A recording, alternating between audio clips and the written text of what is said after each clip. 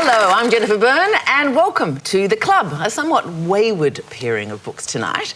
The first, well, you probably won't recognise the author's name because it's her first, but it's called The Light Between Oceans, set in Australia during the 1920s, about a young couple grappling with the unexpected consequences of one crucial life decision. As for the second, well, we've done two classics so far this year. We've done Great Expectations and Orwell's 1984. So I thought, let's go for something newer, something just that little bit more surprising.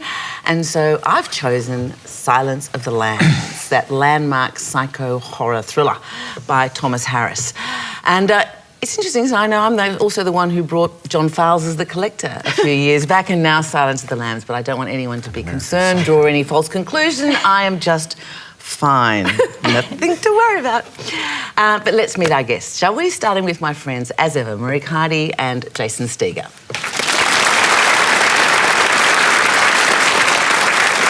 Our first guest, happily returned to us, is the creator of the phenomenally successful Murray Whelan novels. In fact, he's such a great character. I remember introducing him as Murray Whelan once, embarrassingly. That's not right. He is, of course, the unfailingly dapper, always welcome, Shane Maloney. Our second guest used to sell aluminium siding door to door.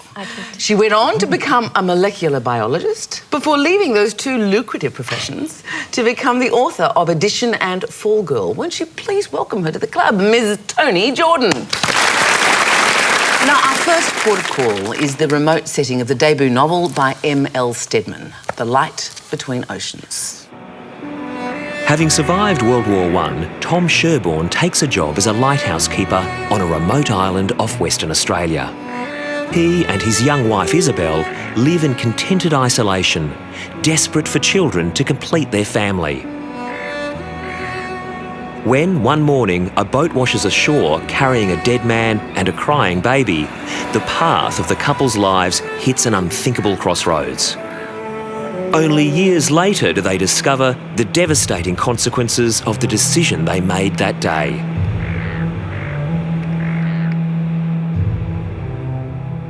Well, The Light Between Oceans, it's a pretty sharp setup, isn't it, Jason? I mean, basically, childless parents find a parentless child, they think.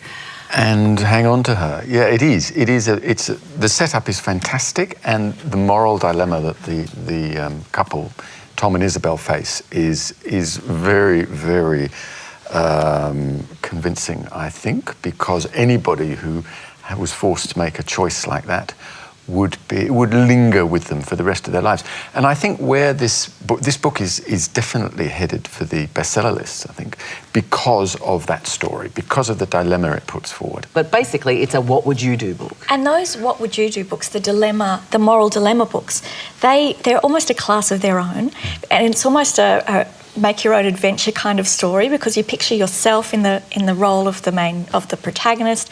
You think about what would happen, how would I react to these circumstances, and the second half really brings some really sharp emotional conclusions to that story of the little girl growing up with these people who the little girl thinks is her parents. Of course, they're not. It's in a particular class of novel, the dilemma novel, that gets the reader involved. And is it a class that you read, Shane? Well, I was attracted to the lighthouse, of course, the central phallic symbol and the whole thing, you know. I thought... oh, you were such a boy! Book about a lighthouse, you know, and I threw myself into it, and 50 pages later I just wanted to throw myself off it. To me, this book is like the sea. It's flat and it seems to go on forever. OK, we'll come back for more detail. Expanding on that. What about you, Marieke?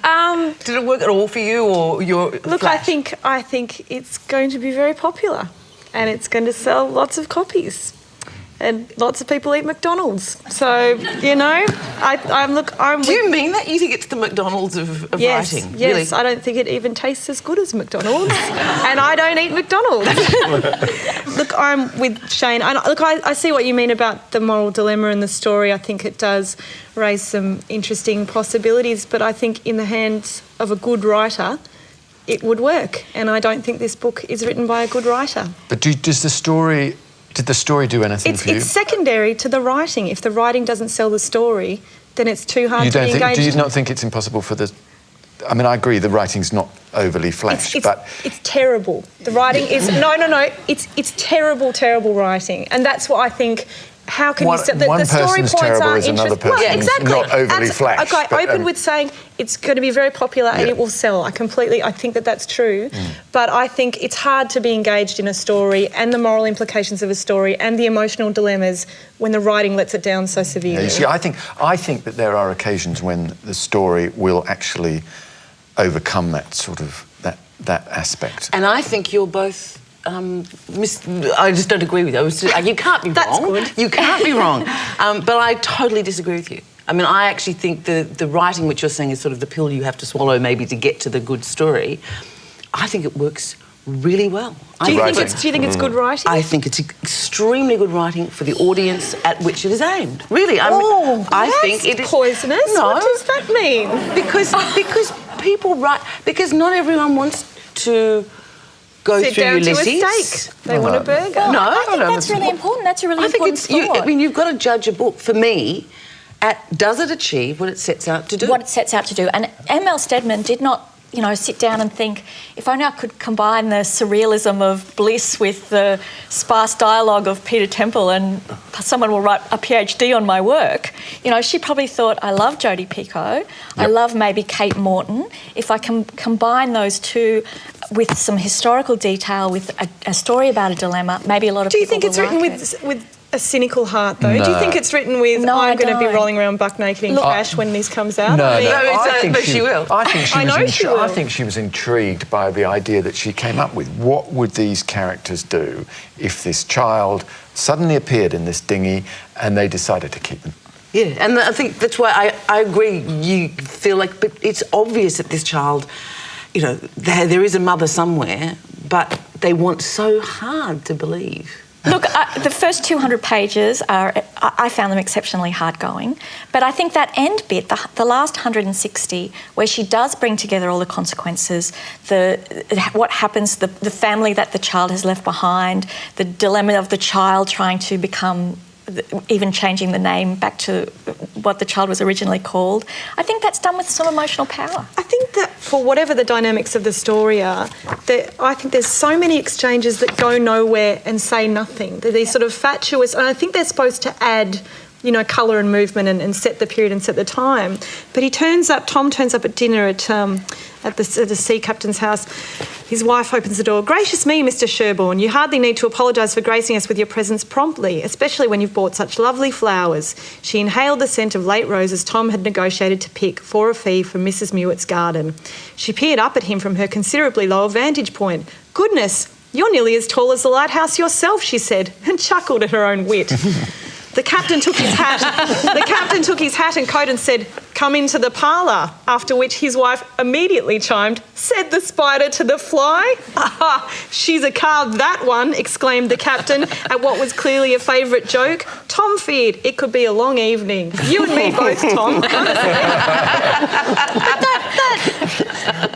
What is that meant to do? It's supposed to create us. Aren't they a funny old couple? There are so many exchanges, people going, "Do you want jam?" "I don't think I feel like jam." "Don't you?" "Oh, But gosh." again, they have to do that because this kind of book has to be that length. And if So it's padding. Well, it is. That's what the length of the book the readers expect. Excruciatingly wrong. If that had have been the maybe 220 or 240 pages it should have been, so that the crisis that appears on page 200 would actually appeared on page 30, it would be in a very different looking book, and that would not appeal to the Jodi Picoult reader. And in fact, do you know what? It was originally written, so I hear, as a short story. Oh, who encouraged her to put in all the jam eating? Or possibly as a sentence. Well, If I got a job as a lighthouse keeper, I would take this book with me. And, if the light ever went out, I could set fire to it and hold it up above my head. But That is the only possible use I can Well, then, find for it. I you would should point- be very glad that it's a longer book than you might have expected. Indeed, yes. That fire will last just that little bit longer. I would point, I guess, to the ratcheting up of it. That, you know, first there's the baby, then you find about the baby's mother, then you find about, you know, we won't go into detail, but there's a murder possibility. Look, then there's... She keeps ratcheting up. It's very manipulative. It didn't engage me enough to really care what was happening with these people. There were too many of these, you know, as I now identify them thanks to Marique, these kind of, you know, soap opera moments of, you know, she spends a lot of time standing on a cliff top staring into the distance, as though that in itself is indicative of some sort of mental process. Right. You know, we don't actually know what's going on in her mind. We just know that she's standing there, you know, next to the stunted plants as the wind blows off, you know, the Indian Ocean. And it's insufficiently engaging for me to actively dislike it, as distinct from resenting the time I was spending reading it. I thank you all for your honesty on this book. As you gathered, we have very different views, and that is exactly why there are many books for many people. And you will decide whether this one is for you. M.L. Stedman's The Light Between Oceans. Time now to look at what we've been reading over this past month, and we'll start with you, Marie. I've been reading the brilliant third instalment in Mary Carr's memoir. I mean, the people who can get away with doing memoir triptych are few and far between, but boy, she gets away with it. She started off with The Liars Club, which I read years ago. Brilliant. Brilliant. Look, we're friends again now. And then Cherry, which I didn't love as much. This is the third and final part. I was trying to make this last and last and last. It is just magnificent writing. She's a poet. She's obsessed with words. She's got a very difficult background, but it's not a brooding, it's just a spiky, sharp, magnificently written memoir. She's beautiful, right? And bestseller. There you go. Jason. I've been reading this book about a South London lighthouse. No. Don't set them up again. I've been reading the latest novel by John Lanchester, who's a British writer who I think is fantastic. This new novel is set in a street in South London, Pepys Road, it's called. It's around Clapham, I think. And it's about all the people in the street, plus this strange Banksy-type graffiti artist who's the grandson of one of them. It's a very fine book, I think. I've been reading, you don't hear this much lately, the new Patrick White. It is, in fact, you know, recently discovered, a couple of years ago, just published this month, The Hanging Garden, because it's about two children, refos, as they were then called, because it's just set during World War II, who are either abandoned or sent by their families for safety to Australia, and they become friends, and they have the run of this beautiful overgrown lantana-filled garden on the shores of Sydney Harbour. It's only a third of a book. He put it aside and went off to do his theatre work, so he never finished it. I actually really enjoyed it for what it is. It is just a fragment. If you don't read Patrick White often, I think it's worth a look. Shane. Yes, I'm reading Craig Brown's One-on-One. I'm a sucker for this sort of book. It's a book of encounters, of real historical people meeting and the circumstances of their meeting. Much like your own column that you write. Much like my own column that I write for the monthly, but this is a daisy chain. So it's one person following another and following another and following another who have met each other. It starts off as is a little irresistible with Adolf Hitler, and it ends with Adolf Hitler. But there are 101 of them. And each one of them is 1,001 words long. In a sense, the spirit of this is summed up by a comment from Barry Humphries, who says that when he met Arthur Miller and shook hands with Arthur Miller, the only thing he could think of was that those hands had been on Marilyn Monroe's body. Those kinds of connections it's very, very disciplined but very light, and it just dances, I think. Tony. This is going to be my year of reading Australian classics. and this is Thea Astley's The Acolyte, which won the Miles Franklin in 1972, I think. It's darkly funny. It's about a genius blind musician and the people that he surrounds himself with, his kind of girlfriend and his assistant and all the people who float around him and how they interact with him. But it's told in this really caustic voice of one of his assistants. It's just a masterpiece. Now to my classic pick, a book which I read when it first came out in 1988 and I have never forgotten. It's a bestseller and the film won 5 Oscars. It's The Silence of the Lambs. Young FBI trainee Clarice Starling is asked to draw up a profile of serial killers in the hope it will assist in catching Buffalo Bill, a vicious murderer who captures and skins his victims. She's sent to a maximum security mental institution where she meets Hannibal the Cannibal Lecter, a brilliant but sociopathic psychiatrist imprisoned for life over a series of brutal murders. In exchange for information about her unhappy childhood, Lecter helps Starling by providing clues to catch Buffalo Bill. Starling races against the clock to get the answers she needs before Bill kills again.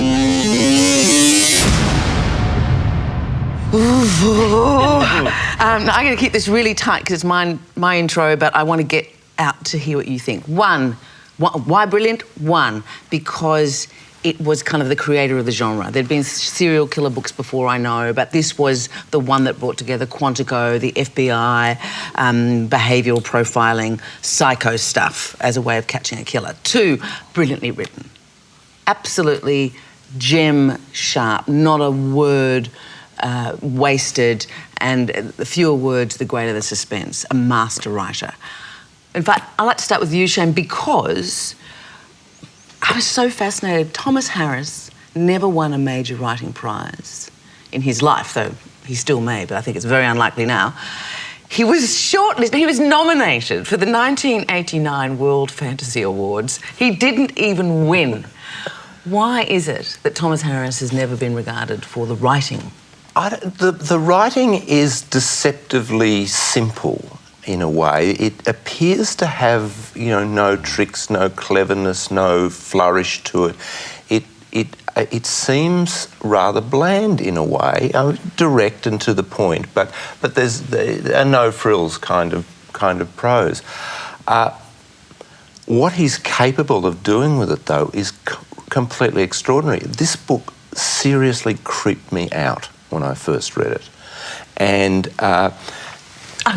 I would hope so. I seriously raised images in my mind that I did not want to have there, and he left so much of that work to me because of the simplicity of his prose, kind of delivering it up. And when I re-examined it, I could see the little, as it were, tricks or techniques, I would call them, that he'd used to do that. Little changes of tense here and there and so on, which you don't notice as you're reading them. And I think that's one of his skills as a writer is that he is manipulating you incredibly well, and you don't see how in the prose in front of you. Mm. Tony, first read for you, I believe. Your first time with the Thomas Harris? Yes, and I'm incredibly grateful to have this book introduced to me. I don't read anything like this. I hadn't seen the film. I have a low nightmare threshold. Oh, yeah. But I was prepared to take the punt because it's just so fabulous. And if you can see my copy, the first few pages I was diligently marking brilliant sentences and wonderful thoughts. And then by about page 40, I completely don't care about that. I just am racing through it. And then I had to go back and reread it again for the beauty of the text. But there's just so much going on here. It's not just the plot, which is wonderful.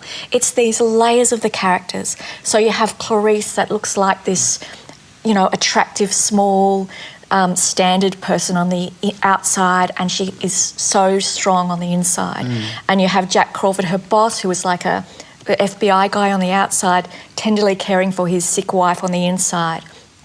Hannibal, who is this psychopath on the outside, complete genius playing games with them all on the inside, and Chilton, the boss of the psychiatric institution who seems so respectable on the outside and in fact the ultimate creep on the inside. So it's almost like there's 8 characters instead of 4, and then Buffalo Bill, who is split entirely into the way he treats his dog from the way he treats the girls. So it's like you've got a cast of 10 different people all bouncing off each other with this complexity of conflict and character that just makes it the most remarkable book. You were very taken with Clarice, weren't you? I mean, hard not to be. Yeah, it is hard not to be. And I mean, it's testament to how brilliant this is that, like an Etch-a-Sketch, the film is wiped when you read it. If you've seen the film, both can completely coexist in the world as masterpieces, but one doesn't cancel out the other. The film was gone from my mind. And I was staying in this is so stupid, I was staying in a camper van driving through the West Australian desert. Bad time to read it. Very, very bad time to read it. As I'm looking through the curtains at night out of the Spinifex. Yeah, I mean, this sounds like a criticism, and it's not. It's a very sexless book. But it's just efficient, strong, brash, bold, brutish storytelling. The reason this man, Buffalo Bill, is killing these young women is so... This is the crime writer speaking. Just so kind of shocking that as soon as he puts that idea in your mind... It is. You go into revulsion almost. You go into revulsion, and the idea is put into your mind by a character who is already, by Hannibal, who understands. So this idea is put into your mind, and it's like Hannibal is kind of the monster who's the centre of the stage, but he's in a cage for most of the time, and there is this lurking other monster out there, and he's kind of saying, well, if you think I'm bad, he's behind you, he's behind you. What I like about it is that he doesn't actually explain Hannibal at all about why he does stuff, whereas he does with Buffalo Bill, and in the first book, Red Dragon, where we first encounter Hannibal Lecter, which is actually... it's as good. I think perhaps, some people think it's even better than Silence of the Lambs. I read Red Dragon first too. It's incredibly intense. They're both really, really intense, I think. You can't actually sort of take a breath almost because you're sort of completely trapped. You are trapped in this book in the same way that Hannibal is in his cell. But when he's out of that cell, that's when you can't put the book down because something bad will happen if you don't get through that part. But his villains are brilliant. Buffalo Bill is fantastic, and in Red Dragon, Francis Dolarhyde. Although the presence of Lecter is significant, he's actually absent from the book a lot of the time. Both books. But did you feel him? What is also so interesting is, as you were saying before, sometimes when you read these masterpieces after 20 years of derivative work, it doesn't have the same impact. I think one of my most interesting reviews on Amazon.com when I was procrastinating one day was a 1-star review on Pride and Prejudice where a reader said, "What a rip-off, it's just Bridget Jones's diary." So I think you can kind of miss It's like the Shakespeare, point. It's just full of cliches. Yeah, that's exactly right. But this never becomes that. I mean, the scene where Hannibal actually, escapes from his cell, regardless of 20 years of watching all these crime shows on TV and reading whatever, I haven't read them, but there was heaps of crime shows on TV. I was genuinely astonished when it was revealed how he escaped. And going back to the technicalities, like you were saying, Shane, with the writing, it changes tense when it wants to do something.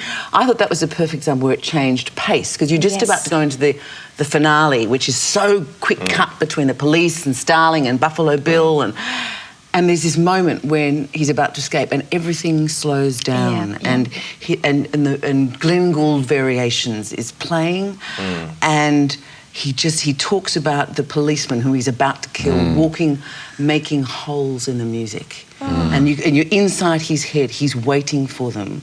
He has the key, he's about to get out and it's moving at about a 10th normal pace. Do you know that bit?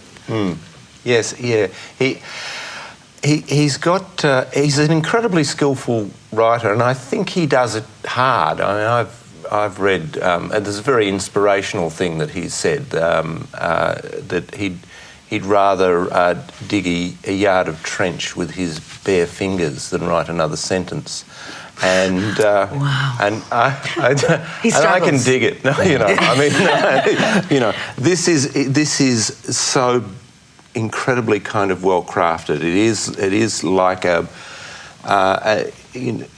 like a piece of clockwork. The miracle of it is that you don't see any of the workings. I was going to ask you, because you said you've reread it and noticed because I noticed the tense changing, but because I was so involved with the story, I didn't. What was he doing? Like, at what moments does he change tense? Like, what's he trying to do with it? The first time he changes tense is just the beginning of the chapter when she's walking down to the cell. And I think I have it here, I think. He up until that point, it has entirely been in the past tense. It's in the past. And then Dr. Lecter's cell is well beyond the others, facing only the closet across the corridor. So there are certain things which take on a kind of permanency because of them being in the present tense. It's like this is an existing world, and then he's telling a story about Clarice coming into this existing world. That's the way I. And also dragging the reader with. Yes. With that. That's right. It has a lot of suspense with it. This is not a part of the story that someone is sitting in an armchair telling you from the safety of it's being all over and it's all turned out well. It's right there. It's happening in front of you. Anything could happen. And do you know what they did? I just realised then, because you can't change tense in a film. This is what I was talking about, the perfect blending. What they did in the film, which isn't in the book, is that when she reaches Lecter's cell, he is standing at the front. He's where, you know, he's not back in the cell where he's there, all of us, which is the filmic version of changing tense from past to present. Well, Silence of the Lambs, fantastic, as you can hear, and I hope you enjoy it. If you read it, though, keep the light on. Well, otherwise you wouldn't be able to read. You're so literal, Jason. That is our club for another month. A big thank you to tonight's book clubbers. Thank you so much, Shane, Marique, Jason and Tony. Next month, we are coming to you from the Sydney Writers' Festival, when our special guest will be author and former head of MI5, Stella Remington. Though our next show is actually on the 29th of this month. It's called Dark Places. It's a special on modern crime featuring Scandi sensation Joe Nesbo, amongst others. A really great subject and a great lineup of guests, so I hope you'll join us for that. On an entirely other note, this is the National Year of Reading, and to mark it, we are looking for the 10 Aussie books to read before you die, the Great Australian Reading List, and you will decide. There's a list of 50 candidates for you to choose from, and you can do that at abc.net.au/Aussie books. Just follow the prompts to vote. We'll be announcing your 10 favourite Australian books on a 1-hour special, which will go to air in December. Be sure to visit your local library also and be a part of this big year of reading. That is all from us tonight. Thank you so much for your company. Happy reading and good night.